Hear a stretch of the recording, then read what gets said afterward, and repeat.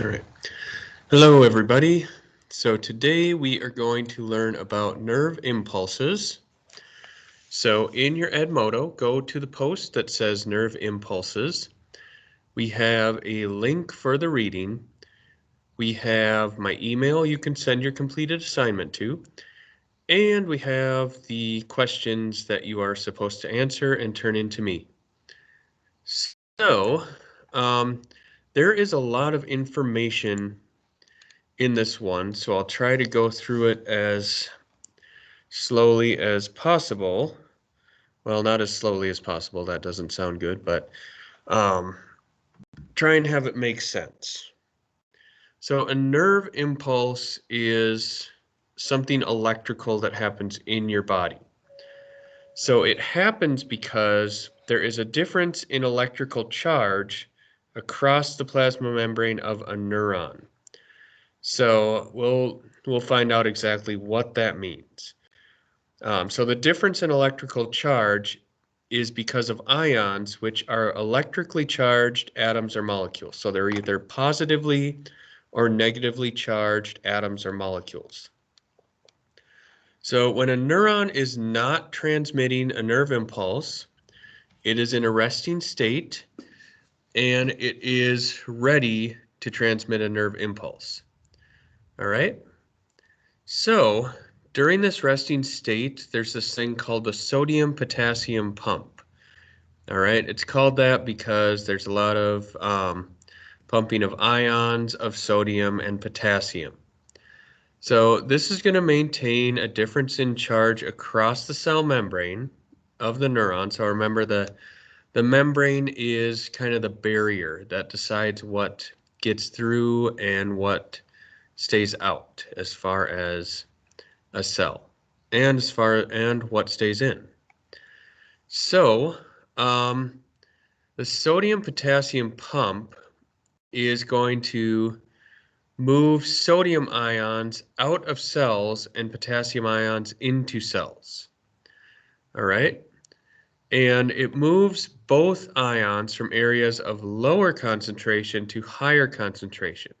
So this is why it's active transport, because it requires energy to move things from lower concentration to higher concentration.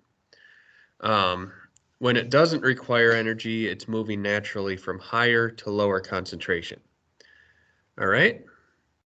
So the differences in concentration of the ions is going to create an electrical gradient across the cell membrane. So like a difference in charge. This is called its resting potential. All right. So a nerve impulse is when we reverse the electrical gradient across the plasma membrane of the resting neuron. So this reversal of charge is called the action potential. So a neuron is going to receive a chemical signal from another cell or some other type of stimulus, something sensory maybe.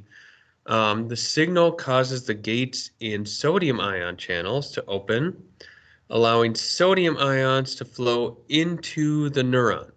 All right. So the inside of the neuron, with this influx of sodium ions, the inside of the neuron is going to become positively charged compared to the outside of the neuron. So the reversal of charges is going to flow down the axon of the neuron as an electric current. Okay. So this is kind of like you have the electric cord, which transmits electricity. This is electricity that your body is transmitting. All right. So, in neurons that have a myelin sheath on their axon, the ions are going to flow across the membrane only at these nodes of Ranvier, if you remember. Those are like these empty spaces between the myelin. All right. Let's see. Okay, so transmitting nerve impulses. So the place where an axon terminal meets another cell is called a synapse. So this is where the nerve impulse gets transmitted to the other cell. All right, so the one that is sending is the presynaptic. The one that is receiving is the postsynaptic. All right, so at the chemical synapse, both the presynaptic and postsynaptic areas of the cell are going to be filled with stuff that is involved in the transmission of nerve impulses. So the presynaptic area is going to contain these little sphere-shaped vessels called synaptic vesicles, and these are packed with neurotransmitters.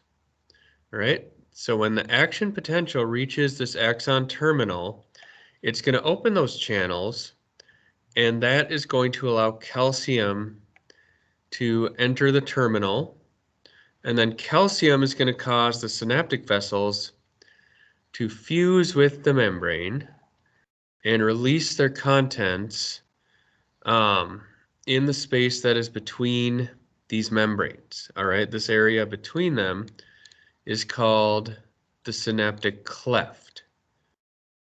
All right, the neurotransmitter molecules are going to travel across the synaptic cleft and bind to receptors. All right, so that is this thing right here. So these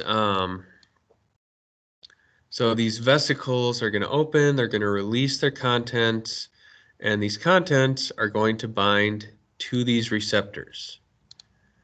All right. So there are a lot of neurotransmitters. More than one type of neurotransmitter may be released at any given time, or at a given synapse by a presynaptic cell. They may be released more than one at a time. And many neurotransmitters do have multiple types of receptors they can bind to. So receptors are divided into two general groups: chemically gated ion channels and second messenger systems. So when a chemically gated ion channel is activated, it is going to form a passage that is going to allow for specific types of ions to flow across the cell membrane. All right.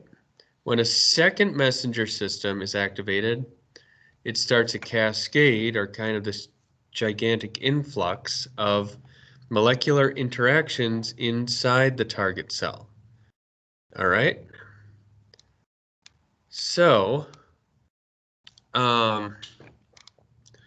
so the chemically gated ion channel is going to be very specific with which types of ions it uses. So the effect of the neurotransmitter on the postsynaptic cell is going to depend on the type of receptors that specific neurotransmitter is going to activate. So it may have different effects on different target cells. All right. And then when you have problems with neurotransmitters or receptors, this causes neurological disorders. So hopefully that makes sense. I know that's a lot of information, but here is the summary that gives you the main ideas. So make sure you finish your assignments and turn them in to me.